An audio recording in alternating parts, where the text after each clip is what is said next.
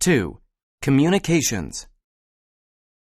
You are giving a talk in front of a group of people. You've assembled all the relevant facts. You've planned it well, and your delivery is strong. But your audience doesn't respond, or, even worse, they are giving you a negative response. What went wrong? Well, it is probably not what you are saying out loud that matters. The problem stems from what your body says, or in other words, your body language. By body language, I mean things as simple as the way you stand, or, say, folding your arms across your chest. Body language includes the gestures and movements people make when they communicate. I can't stress enough how important this is.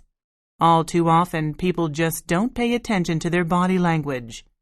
If we go back to our earlier scenario of giving a talk for a moment, you might think you are communicating a clear message when you speak. But if your body is sending a different message, well, then your audience is just not going to react as you had hoped.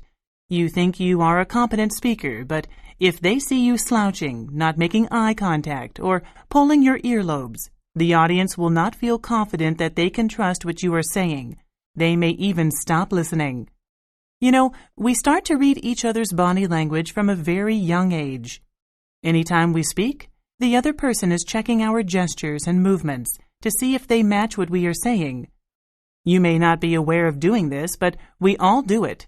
It comes naturally and is something we learn to do very well over time. If you think about your friends or your coworkers, for example, after a while you get to know their moods just by observing their body language or gestures. You know, your boss has a certain facial expression when he or she is upset, or maybe one of the guys in your office taps his fingers on his desk when he is feeling irritable.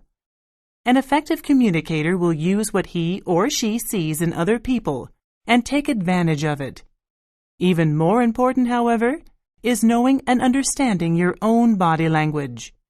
If you can exert a certain degree of control over the messages given by your body, you will be able to manipulate the responses of other people. You need to be aware of what your body is saying if you hope to succeed. Let me ask you a question. When we meet people and talk to them, they receive information from us. What percentage of that information comes from what we say? I mean, the words we use when we speak. Any guesses? Yes? Maybe 75%? Good guess, but I'm afraid not. Anyone else? I'd say about 50%. Wrong again.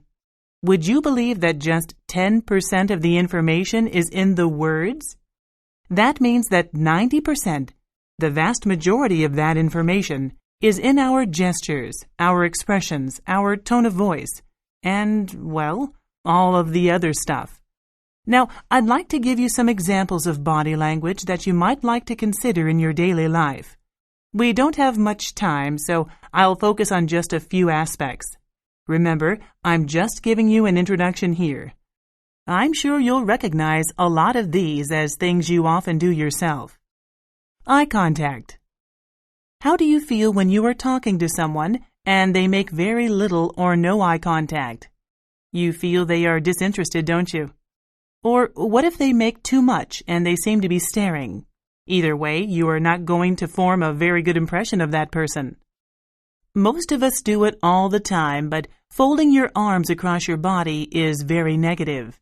It says, "Don't approach me, don't come any closer." That is not something you want to say at a job interview. Hold your body upright, keep it open and relaxed, and align yourself to place your body face to face with the other person. Then they'll think you are honest and truthful. So make a mental note to check your body language to make sure your body is saying the same thing as your mouth.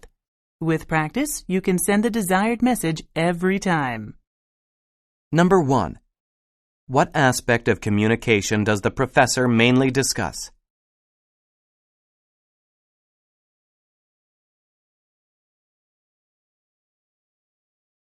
Number 2. How does the professor emphasize her point about the importance of posture and gestures?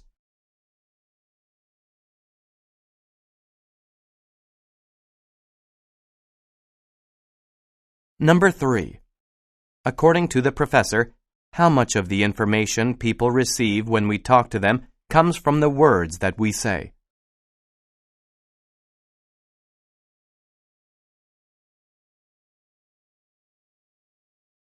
Number 4.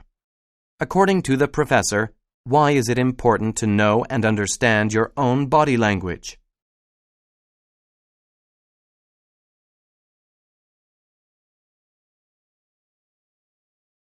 Number 5. Why does the professor mention eye contact?